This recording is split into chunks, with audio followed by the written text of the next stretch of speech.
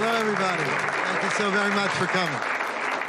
I'm Don Curson, the attention doctor.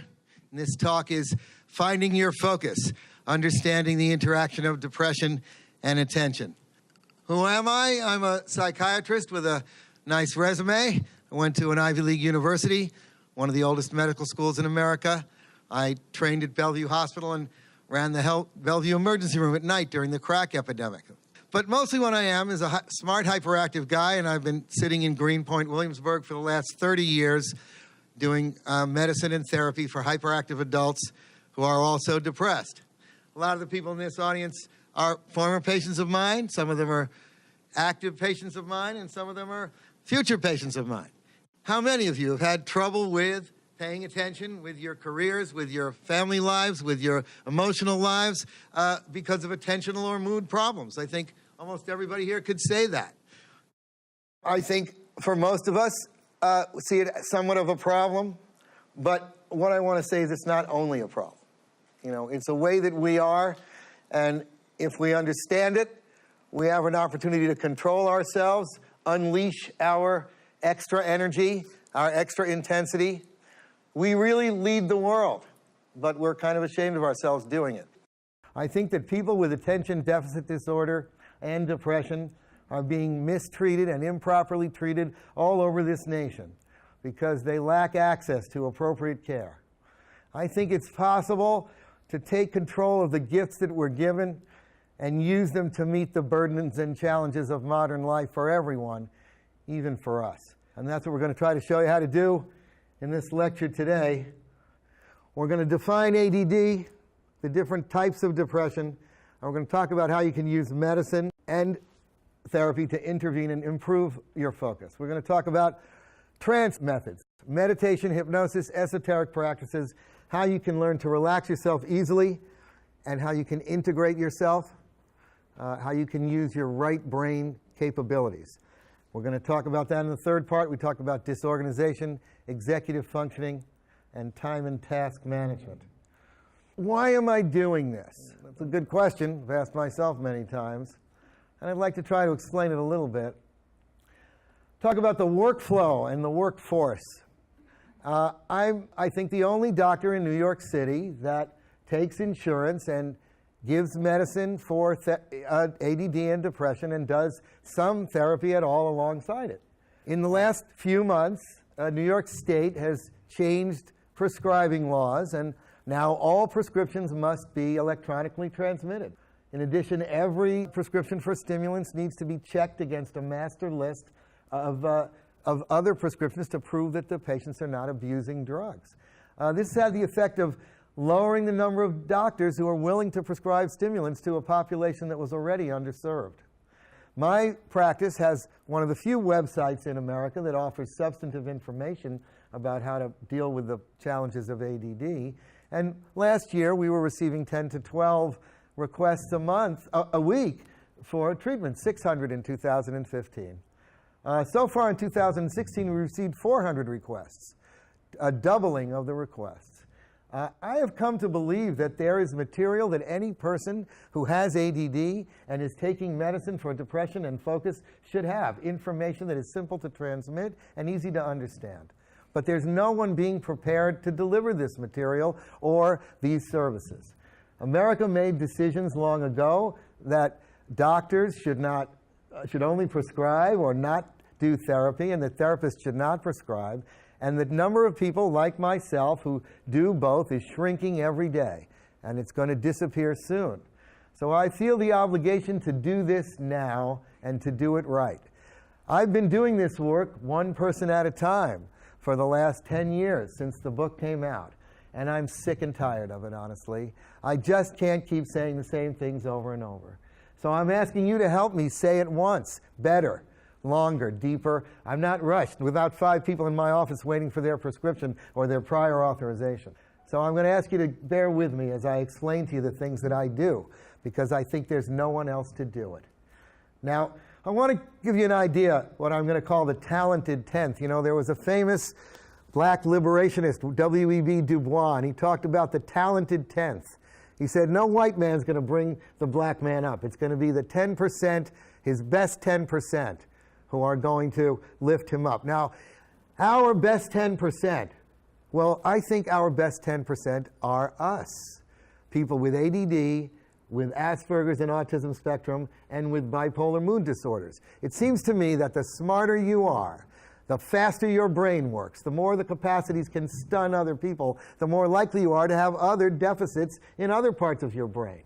And what I see in the talented 10th, us, smart people with ADD, is that we are a large, huge group that is not taking care of itself. Let me talk about demographics for a second.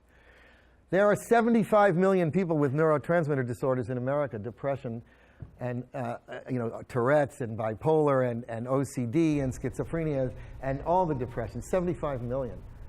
30 million, at least 35, 40 million are considered treatment-resistant depression.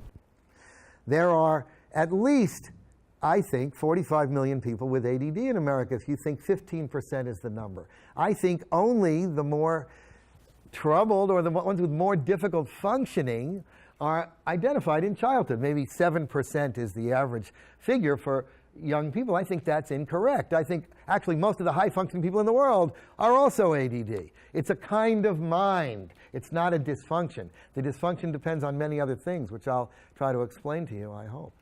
But there are, I believe, 30 million people who suffer from ADD and depression. There is one doctor in America that specializes in attention deficit and depression.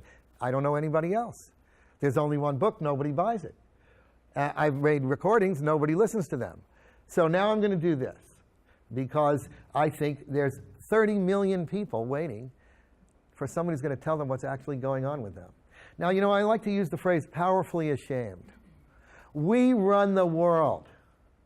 You don't think Donald Trump has ADD or Bill Clinton or Lyndon Johnson? You ever read those Carol biographies about Lyndon Johnson? He was on the phone in the toilet the whole time. If that is an ADD, I do that all the time. You know, I think we're everywhere. You know, we're understanding that people with empathic spectrum issues are also among the brightest among us. So we're powerful, we're ashamed. How many people have I met who said, yeah, my brother has ADD, but not me?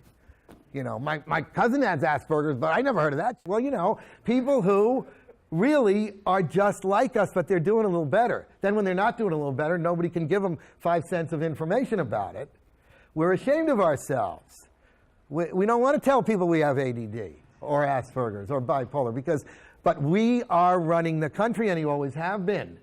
And we always will. Albert Einstein, Thomas Edison, Ted Turner. I could go on. The list is endless. We all can identify them. Rahm Emanuel and his 2 brothers. They don't have ADD? Yeah, I got that part. And look, we endure discrimination in our medication. Untoward, ridiculous. Who has to authorize their medicine? Every one of us. I'm telling you, my life is, I'm a clerk. Because everybody who gets stimulants, you have to beg the insurance companies. You have to beg them to pay it. And the government wants you to see everybody.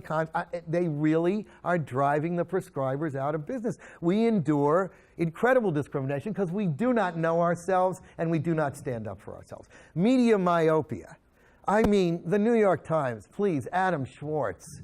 This guy was a sports reporter, and he's on the front page of the Times every few months writing about how ADD was invented by Big Pharma so they could sell us drugs. You know, and we're all taking stimulants because we're too lazy to go to work. We just are not being taken seriously by society, even though we are in the forefront of society. There is a relationship between depression and attention that affects tens of millions of Americans, and there's nobody talking about it. And you want to talk Obamacare, you want to save money? Psychiatry, when funded, saves medical costs over and over and over. But yet, nevertheless, there are no prescribers. Now, you know, we come in clans. I come from a hyperactive clan. 2 clans that merged, my father, Jerome, and my uncle, David. My uncle, David, was the president of the American Board of Ophthalmology. He was the first Jewish president. He was the chairman at Northwestern. My father was a professor of dentistry at NYU. He founded the Committee of Interns and Residents when he was a worker for the Department of Health. These are guys with energy and intelligence. They never wondered. They weren't disorganized. They didn't procrastinate. You don't have to do those things. They grew up in the Depression. You worked or you didn't eat. And these guys they taught us how to get things done. I'm going to teach you what my father taught me, which is you don't have to procrastinate. You don't have to be disorganized. You can take your energy and you can unleash it.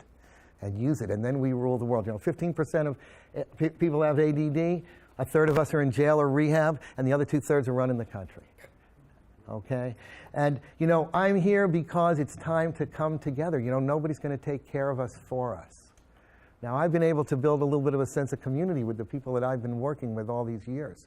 And it's a beautiful thing, I tell you, for me to see all you here, to let me teach you the stuff I know one more time and to help me get it out. But, I think it's time for us to be almost a political movement. If every person with a relative with ADD, who had ADD, who has Asperger's, who has bipolar, if we came together and said, all right, what kind of help do we actually need? And maybe we can provide it for ourselves.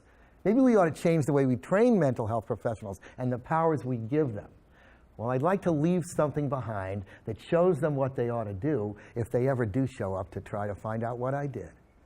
So, now you know why I'm doing it. I'm doing it because we're orchids, and we need to build the greenhouse, you see, because nobody's going to do it for us, right? Because they don't understand us, but we're so many. We could, we can, we will. All right. Thanks very much for that.